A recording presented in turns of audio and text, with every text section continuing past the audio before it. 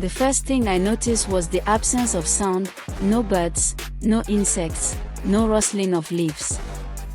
Just an oppressive, suffocating silence that seemed to crawl under my skin. And then, the whispering began. It wasn't in my ears but in my mind, a disharmony of voices overlapping. Their words are a jumble of ancient dialects I couldn't understand. As I turned to flee the suffocating forest, I saw them. Pale, lifeless figures half buried in the soil, their mouths moving in perfect unison. I am Celine Yusuf, an investigative journalist with a knack for stories that other people are too afraid to touch.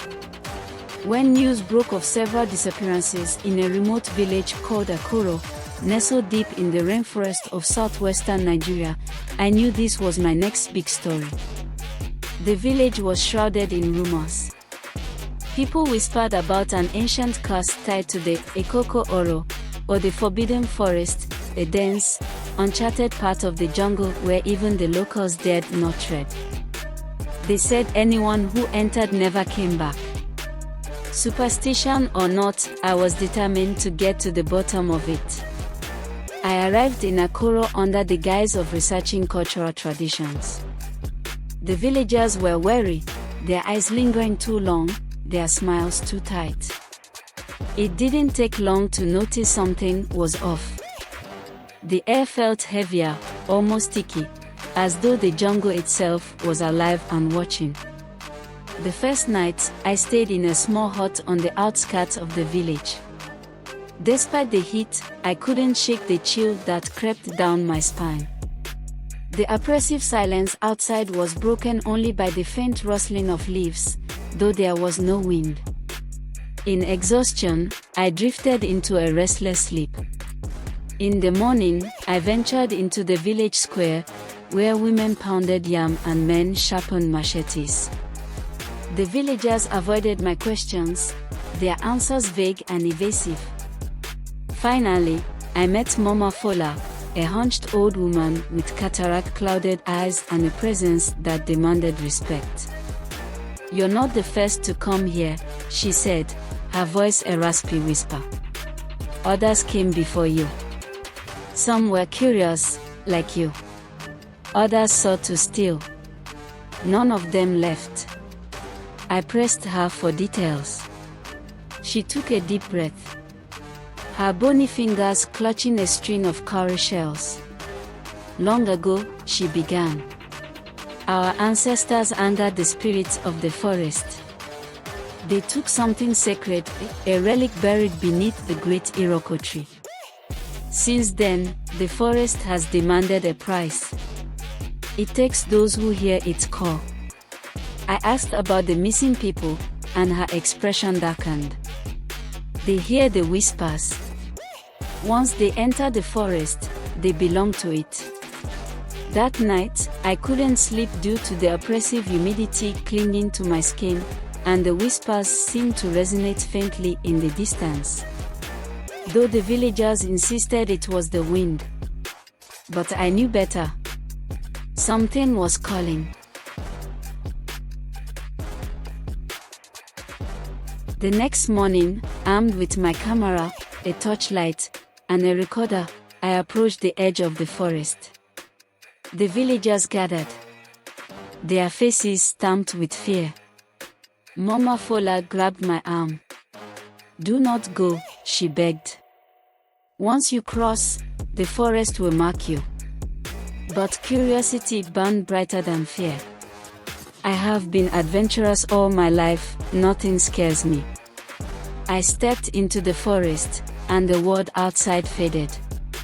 I noticed the smell of an earthy, metallic tang that gripped the back of my throat.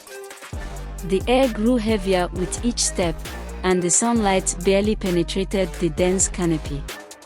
Strange carvings marked the trees, spiraling symbols that seemed to shift when I looked away.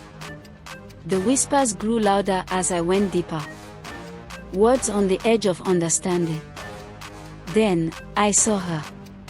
A young woman lay motionless at the base of a massive tree, her skin as pale as ash. Her eyes were shut, but her lips moved as though reciting something. I knelt beside her, and the whisper surged, filling my head with a deafening roar. "Leave," a rough voice rasped, as though the forest itself was speaking.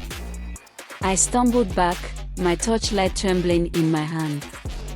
The woman's head turned, her lifeless eyes locking onto mine. Her lips moved faster, the whisper spilling from her mouth. Panicked, I turned to flee, but the path I'd taken was gone. The forest had shifted. The whispers turned into laughter, mocking and sinister. My breath came in shabby gasps as I ran, the torchlight flickering in the growing darkness. Eventually, I stumbled into a clearing. In its center stood the Ikoko tree, its twisted roots stretching like skeletal arms. At its base was a stone altar, smeared with something dark and dried. Surrounding it were the missing villagers, standing in a perfect circle. Their heads were bowed, their lips moving in perfect synchronization with the whispers. In the center of the altar was the relic, a crude, weathered idol with hollow eyes that seemed to bore into my soul. As I stared, the villagers raised their heads in unison and turned to me. Their eyes were blank, their faces void of emotion. "You were chosen," they said, their voices blending into one. "The forest demands its price." I tried to run, but my legs felt like iron. The villagers closed in, their hands outstretched, their whispers turning into a thunderous chant. The idol's eyes glowed faintly, and the world around me began to fade. I woke up at the edge of the forest, my body covered in strange, red markings that burned like fire. My camera and recorder were gone, and Akuro was nowhere to be found.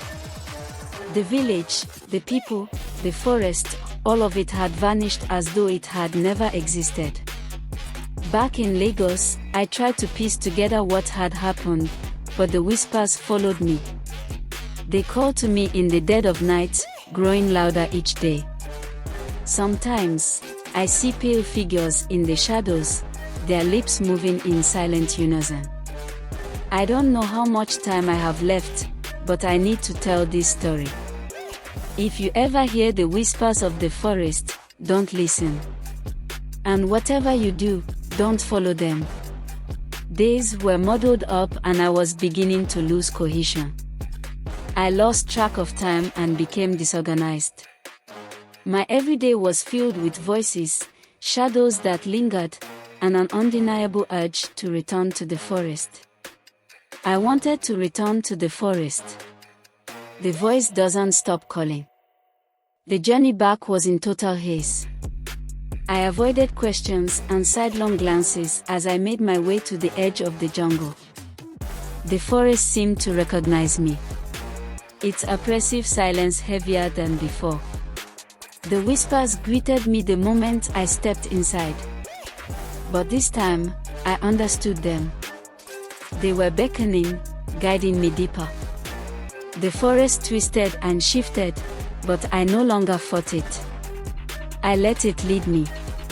When I reached the clearing, the villagers were there, their forms more decayed, more monstrous than before. The idol lay on the altar, its hollow eyes blazing.